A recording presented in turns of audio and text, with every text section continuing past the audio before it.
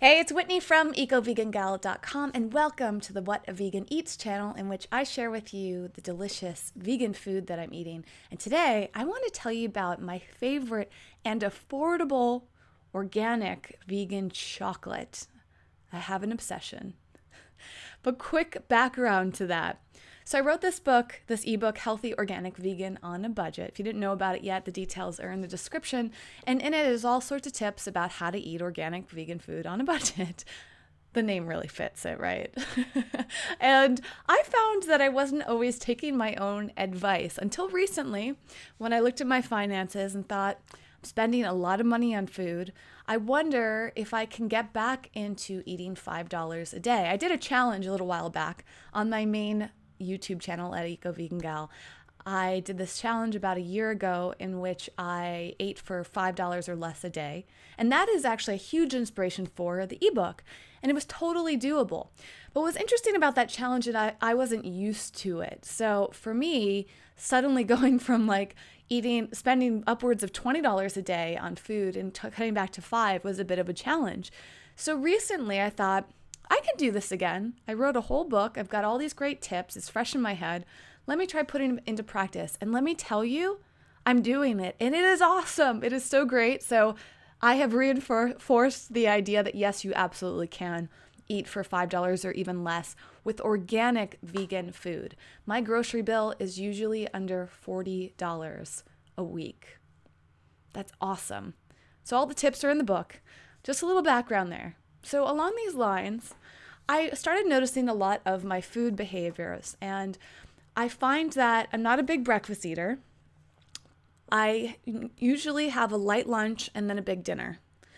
I also have cravings for a sweet drink and some sort of a sweet treat every day. And so usually I have like a kombucha around or something, and I tend to just like chocolate. I'm kind of picky when it comes to things.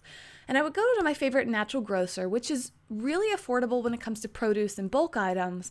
But the things that are expensive, and this is a huge tip in the book, is when you buy packaged food. And I find that I don't really feel that motivated to make my own desserts.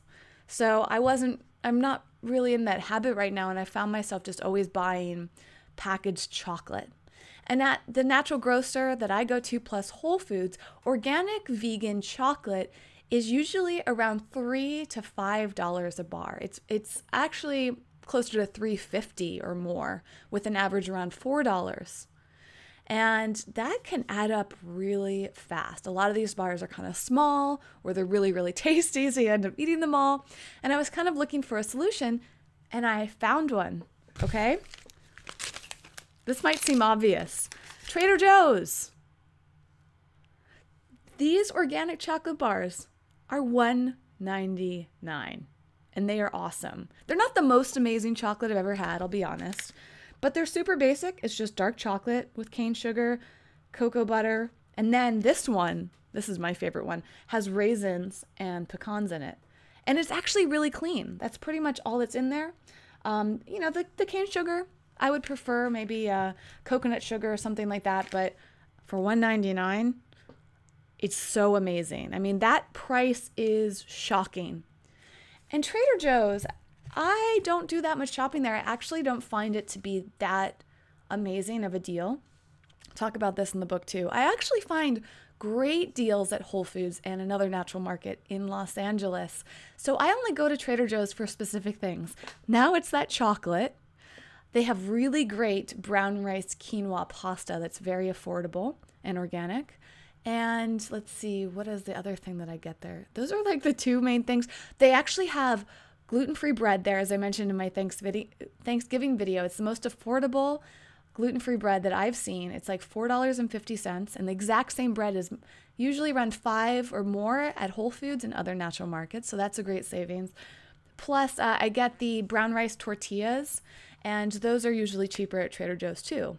So I go into Trader Joe's a couple times a month now, and I pick up on these bars. In fact, now that I've noticed how much I like these bars and how affordable they are, I'm now trying to go just once a month and load up, and all of those things are shelf stable. So the pasta, of course, is shelf stable, chocolate bars are, And the bread can last for a while too. You can freeze it. I usually put my tortillas in the refrigerator. So one trip to Trader Joe's and you load up on that stuff, and it is like probably around $10 it'll cost you, or, depending on how much chocolate you eat. But that's a really cool way to save money. And then I get the rest of my stuff at the other markets. And so many people think that Whole Foods is so expensive, and I talk about this in the book too. It's really not.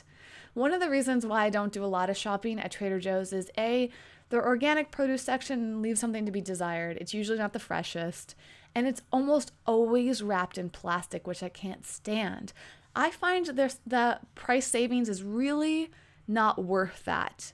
I'd rather spend a few cents extra to get it without any packaging from the farmer's market or from Whole Foods or other natural market. And again, I shop my whole week $40 or less, usually around $35. So that's $5 a day. You can do this too. It's all in the book. Check it out down below. Let me know what you think of this chocolate. And have you ever seen chocolate for $1.99 that's equally as good as and accessible? Now listen, one last thing I will say about chocolate, okay? Chocolate is not always what it seems to be. Organic is very important to me, but this is not fair trade chocolate, which is a little bit of concern. That's why sometimes it's worth, that's why it really is ultimately worth paying for the more expensive chocolates, because a lot of the pricier chocolates are not only organic, but they're fair trade, which means that the workers are being paid high wages. So what I would love to know, are any of you out there knowledgeable about this? Do you know where Trader Joe's sources their chocolate from? And if not, I should probably do a research, because as I'm saying all of this, I'm realizing there's almost always a reason why something is more expensive. However, that's not always necessarily true. As I talk about in the book, there's definitely some reasons why Trader Joe's is cheaper. They have some different tactics that are not usually that bad. It's not like they're employing kids to work there to save on the money. As far as I know, they're not doing that. I really don't hear that many negative things about Trader Joe's, but I would like to know that what they're paying for their wages and where their chocolate's coming from. So if you know, let me know. Otherwise, tell me. I will do some research and find out. But until then, I think this is a good deal. It's tasty, it's accessible, and it's organic. Thanks so much for watching, and I will see you next time. In the meantime, you can check out the main Eco Vegan Gal channel.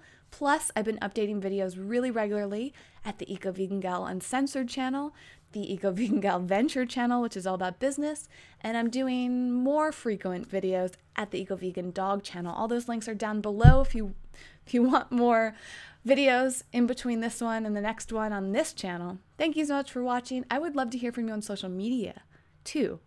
So those links are in the description field as well. Reach out to me. Let me know what you're thinking, what you're loving, what you're eating, what you would love to see me talk about on this channel. And of course, you can visit the main Eco Vegan Gal website, ecovegangal.com, for more information about healthy, happy vegan living. I will see you next time. Bye.